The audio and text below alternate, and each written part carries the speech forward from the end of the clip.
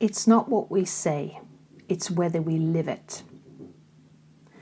The other day I was reading a creative piece from someone I've followed and felt connected to for many years. But this time, something felt different. Off. Like I noticed a discord I'd sensed for a while, but hadn't fully acknowledged. And it was so strong, it made me stop and turn around, as if my body already knew what my mind hadn't yet caught up with. The words were familiar. They still touched on topics I care about, but the feeling wasn't there. The energy had shifted. Something didn't feel embodied. It didn't feel true. And it made me realize it's really not just what we say that matters. It's what we actually mean when we say it. That's the challenge and opportunity, isn't it? We're living in a world where so many of us are saying the same things. We talk about creativity, authenticity, integrity, depth. These words are everywhere right now. But what do we mean when we say them?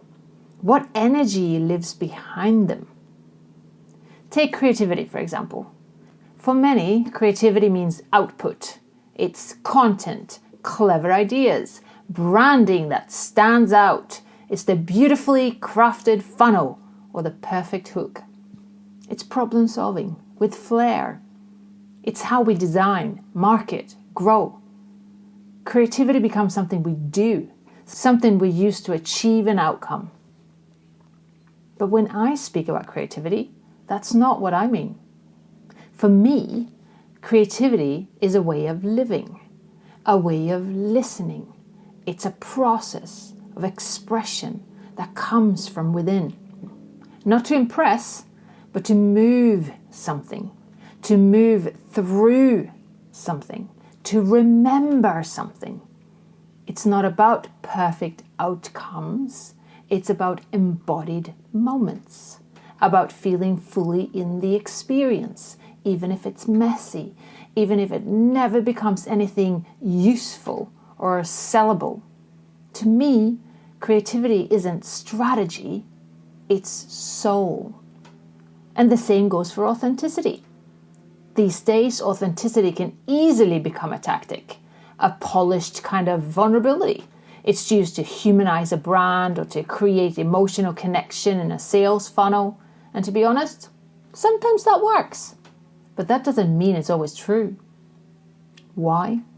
Because authenticity isn't a look, it's a frequency. So when I talk about authenticity, I mean the kind that's felt in your bones, the kind that lives in the space between your words and your actions, the kind your nervous system recognizes before your brain does. Authenticity for me is not about sharing everything. It's about being honest with ourselves, about what's sacred, what's real, and what's performative. It's about feeling into whether our life and work are in alignment with who we truly are, or if they've just become a performance we're trying to keep up.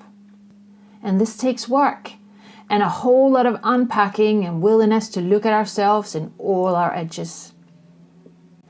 You see this disconnection between words and action everywhere, on a big and small scale, at home, in business, in quiet everyday moments.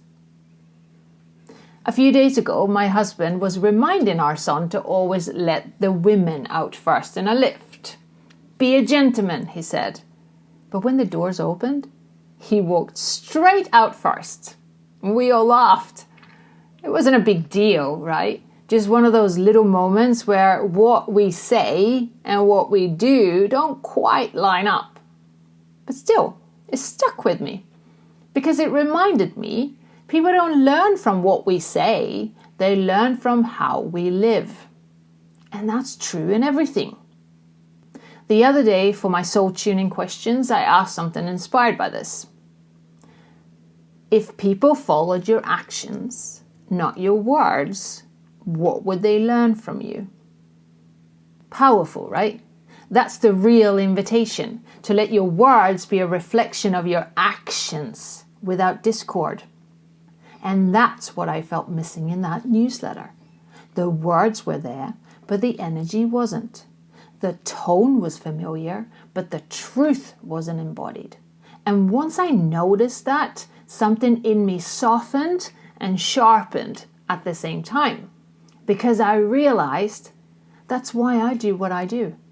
Why I create, why I speak, why I write. Not to convince, not to perform, but to offer you a doorway to become aware and feel what's real. And isn't that how we grow? How we learn more about ourselves and the world? How we start seeing the wisdom behind how we're told to live, think, and operate? And here's another interesting point. So many of the people talking about creativity and authenticity are the ones worried AI is making everything sound vanilla. And then they offer to sell you a framework to make your voice stand out.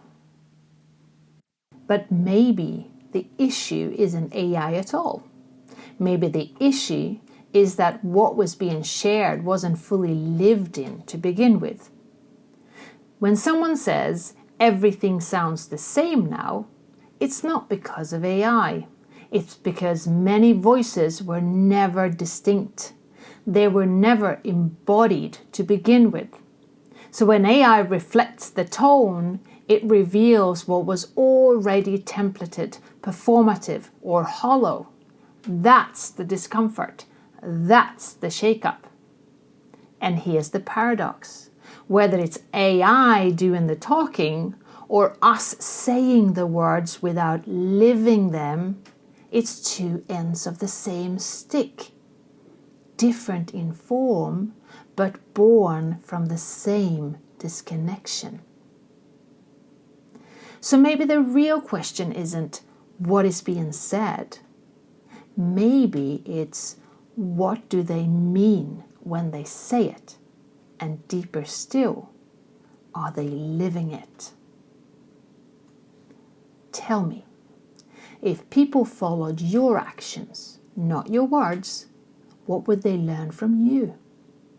And is there anywhere in your life that your words are leading, but your actions haven't caught up yet? If you're open to growth, ask yourself those questions. And if you're feeling really courageous, ask your children.